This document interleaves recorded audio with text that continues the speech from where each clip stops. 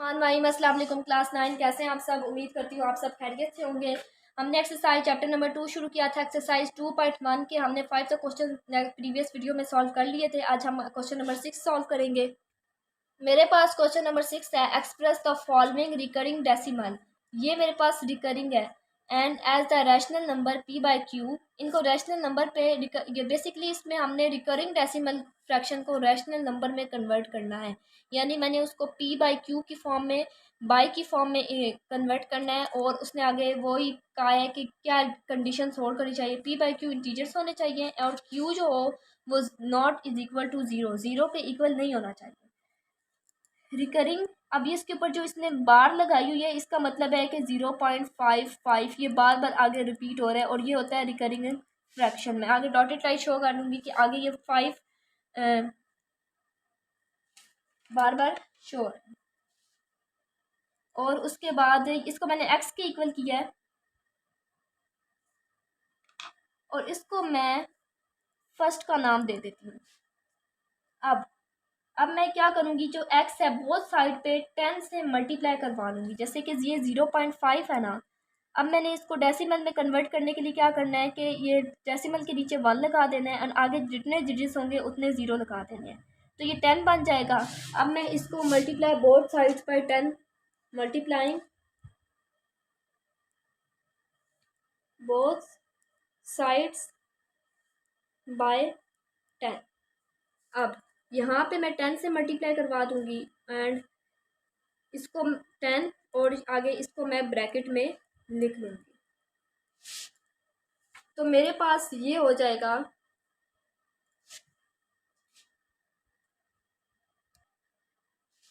मेरे पास ये 555 अगर मैं इसको करूँगी तो ये आगे ऐसे आएगा। आप बेशक 2t नंबर्स को डिवाइड करके देखें तो वो आपके पास आ जाएगा। आगे चूँकि यहाँ भी आगे डॉटेड लाइन है तो मैं यहाँ भी डॉट लाइन शो करूँगी। ये डॉट लाइन शो इसलिए कि आगे ख़त्म नहीं होते, ये आगे चलते जाते हैं। अगर ख़त्म होते हैं तो बहुत दूर जाके ख़त्म होते हैं, जो कि कैलकुलेटर शो नहीं करता है।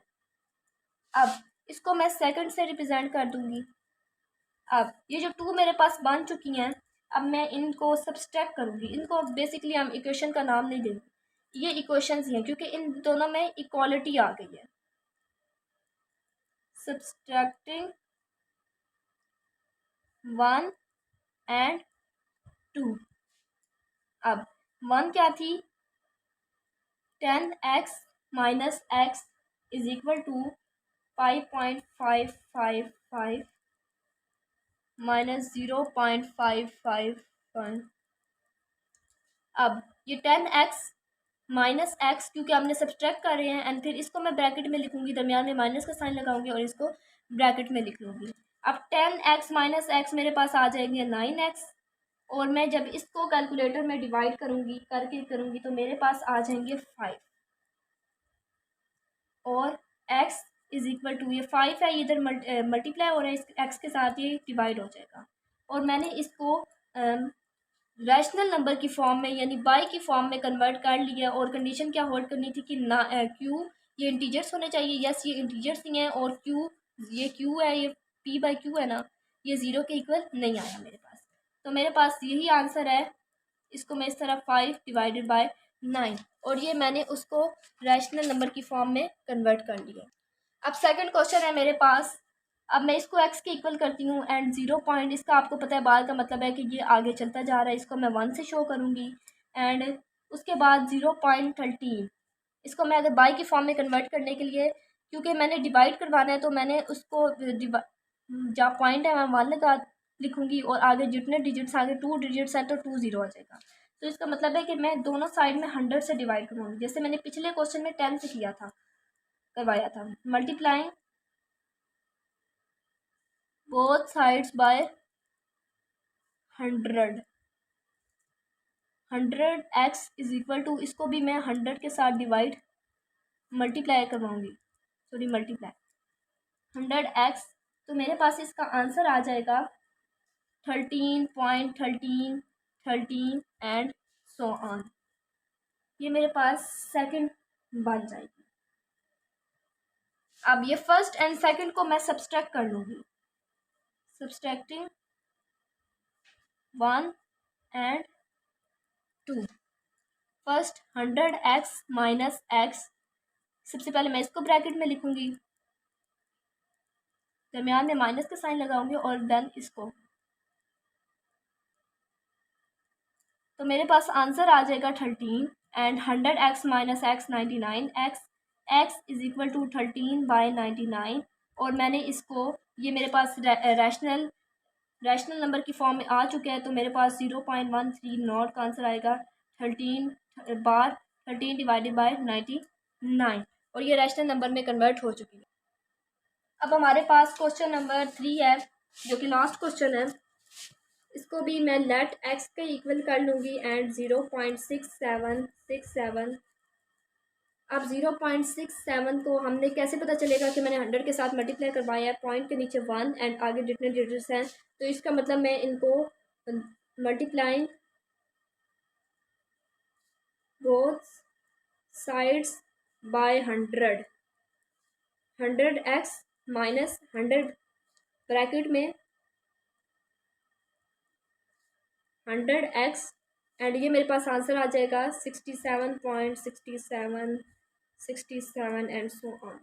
ये मेरे पास सेकंड एंड ये मेरे पास फर्स्ट बन जाएगी। अब मैं इन दोनों को सब्सट्रैक्ट करवा लूँगी,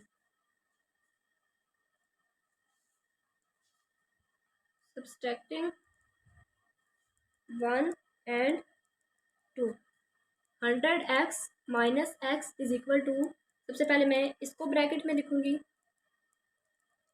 एंड माइनस का साइन लगाऊंगी एंड फिर मैं जन इसको ब्रैकेट में लिखूँगी। मेरे पास आंसर आ जाएगा 67 and 99 x is equal to 67 divided by 99। तो मेरे पास 0.67 बार का आंसर आ जाएगा 67/99, और इसको मैंने रैशनल x नंबर की फॉर्म में कन्वर्ट कर लिया। अब हमारे पास एक्सरसाइज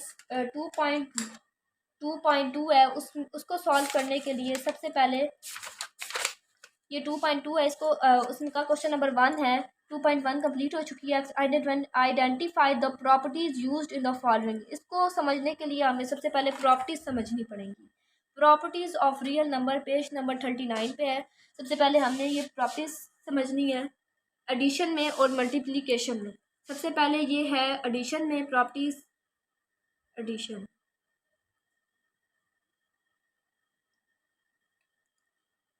एंड अब जैसे कि सबसे पहले मेरे पास आ जाती है लोअर प्रॉपर्टी। लोअर प्रॉपर्टी में क्या होता है कि हमने a प्लस बी, कोई भी दो नंबर्स लें, उनको प्लस करें और वो रियल नंबर के इक्वल आना चाहिए, लेकिन कंडीशन क्या है कि a और b भी रियल नंबर्स होने चाहिए। अब जैसे कि यहाँ उसने एग्जांपल दिया -3 और +5, ये मेरे पास 2 है जो कि रियल नंबर के इक्वल है। सो ये मेरे पास ये है क्लोजर प्रॉपर्टी। सेकंड है मेरे पास commutative property, a plus B is equal to b plus A. अब इन दोनों को, इसके ये दोनों इक्वल आनी चाहिए। जैसे कि अगर हम 2 + 3 करते हैं, मेरे पास 5 आ जाता है।